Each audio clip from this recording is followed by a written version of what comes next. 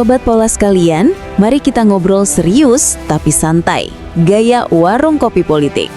Topik kita hari ini Presiden Prabowo dan langkah beraninya mereformasi Polri, sekaligus dinamika hubungannya dengan sisa-sisa lingkaran Jokowi.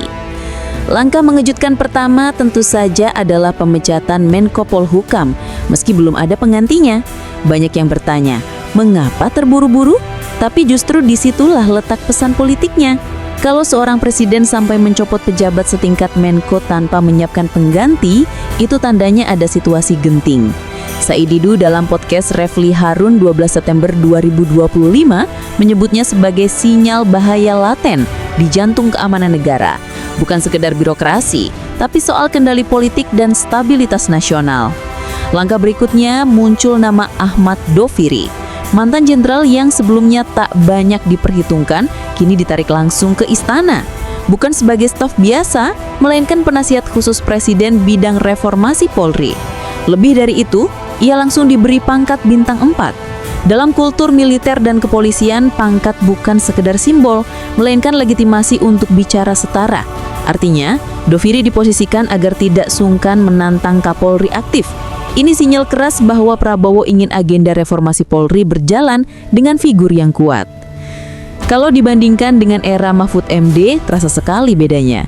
Secara aturan, Menko Polhukam adalah ketua ex officio Kompolnas, namun selama menjabat, Mahfud jarang menggunakan posisi ini untuk menekan Polri.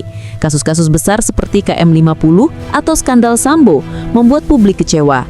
Majalah Tempo edisi 16 September 2025 bahkan menulis fungsi pengawasan Polri lumpuh, padahal kewenangan ada di tangan Menko. Nah, Prabowo tampaknya membaca kelemahan itu. Ia langsung menempatkan Jamar Recaniago sebagai ketua Kompolnas, sekaligus memberi ruang bagi Ahmad Doviri untuk mengawal reformasi Polri. Tapi jangan lupa, reformasi Polri tidak bisa dilepaskan dari konstelasi politik di kabinet.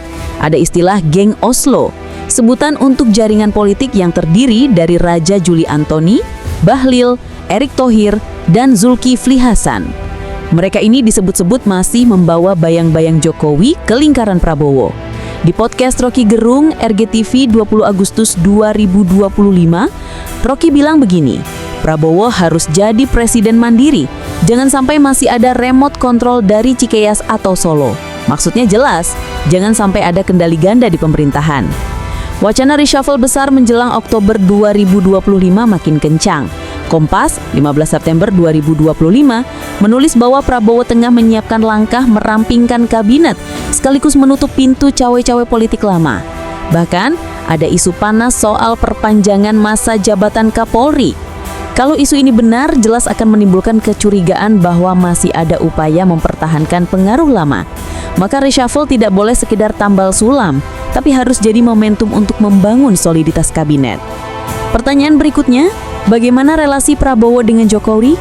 Kita tahu, secara pribadi Prabowo adalah figur pemaaf. Ia sering merangkul lawan politiknya, bahkan setelah pertarungan Pilpres.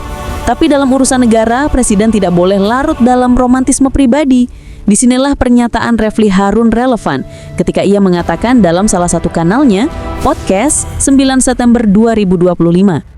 Kalau negara dipimpin dengan logika personal, habis sudah demokrasi kita. Presiden harus tegas, hitam putih.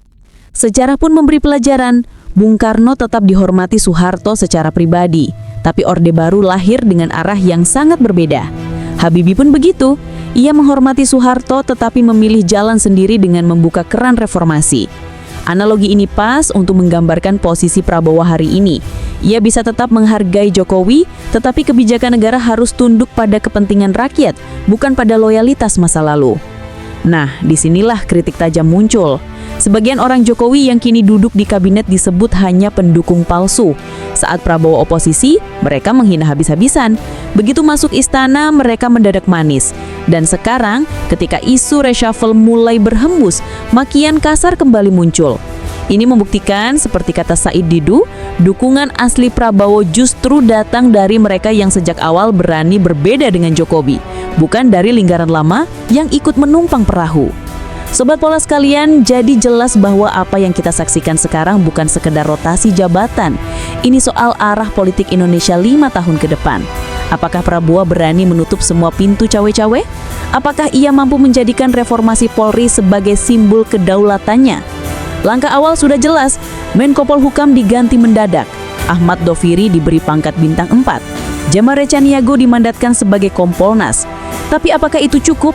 Itulah yang akan kita bahas di bagian kedua opini ini, tentang prediksi arah reformasi Polri, reshuffle kabinet Oktober 2025, dan sejauh mana Prabowo bisa benar-benar melepaskan bayang-bayang Jokowi.